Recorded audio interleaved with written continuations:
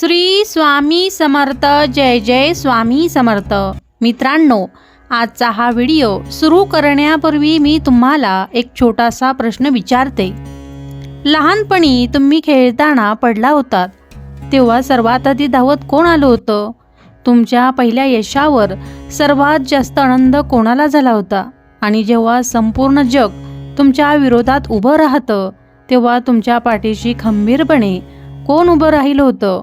उत्तर एकच आहे, बाबा. ते कदाचित आपल्या भावना फारशा व्यक्त करत नाहीत, पण आपल्यासाठी आयुष्यभर झटत राहतात.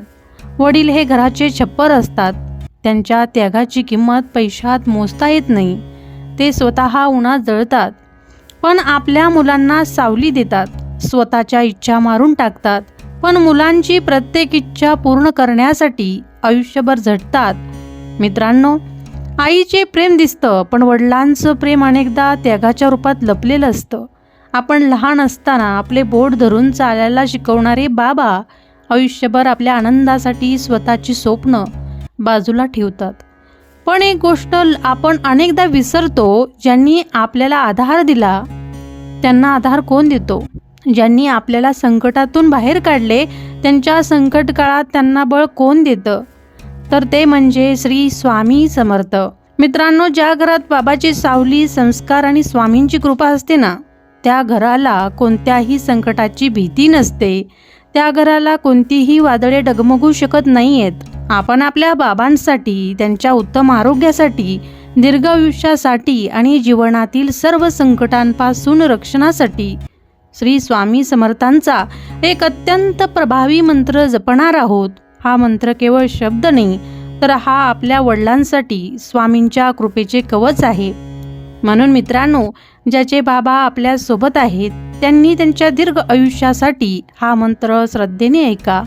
आणि ज्यांचे बाबा आज या जगात नाहीत त्यांनी त्यांच्या पवित्र स्मृतींना वंदन करून हा मंत्र ऐका. कारण प्रेम कधी संपत नाही, ते फक्त रूप बदलतं.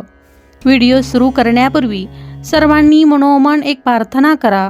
हे स्वामी समर्थ महाराज, माझ्या बाबांना उत्तम आरोग्य द्या, दीर्घ आयुष्य द्या, त्यांच्या सर्व चिंता दूर करा आणि त्यांच्या जीवनात आनंद, समाधान आणि शांती भरून टाका.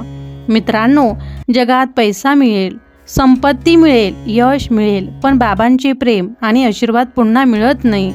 आज आपल्या बाबांना एक फोन करा. त्यांच्या जवळ असाल तर त्यांना मिठी मारा आणि सांगा, बाबा तुम्ही आहात म्हणून माझं आयुष्य सुंदर आहे. शेवटी सर्वांनी एकदा प्रेमाने म्हणा, अनंत कोटी ब्रह्मांड नायक राजाधिराज योगीराज परब्रह्मा श्री सच्चिदानंद सद्गुरू श्री स्वामी समर्थ महाराज की जय. कमेंटमध्ये प्रेमाने लिहा, माझे बाबा आणि श्री स्वामी समर्थ माझी ताकद आहेत. आणि आता पूर्ण श्रद्धेने, पूर्ण विश्वासाने चला श्री स्वामी समर्थांचा दिव्य मंत्र जपूया. चला तर मग मंत्राला सुरुवात करूया. तत्पूर्वी तुम्ही चॅनलवरती नवीन असाल तर चॅनलला लाईक आणि सबस्क्राईब केल्याशिवाय पुढे जाऊ नका. ओम श्री स्वामी समर्थाय नमः. ओम श्री स्वामी समर्थाय नमः. ओम श्री स्वामी समर्थाय नमः. ओम श्री स्वामी समर्थाय नमः. ओम श्री स्वामी समर्थाय नमः. ओम श्री स्वामी समर्थाय नमः. ओम श्री स्वामी समर्थाय नमः. ओम श्री स्वामी समर्थाय नमः. ओम श्री स्वामी समर्थाय नमः. ओम श्री स्वामी समर्थाय नमः. ओम श्री स्वामी समर्थाय नमः. ओम श्री स्वामी समर्थाय नमः. ओम श्री स्वामी समर्थाय नमः. ओम श्री स्वामी समर्थाय नमः. ओम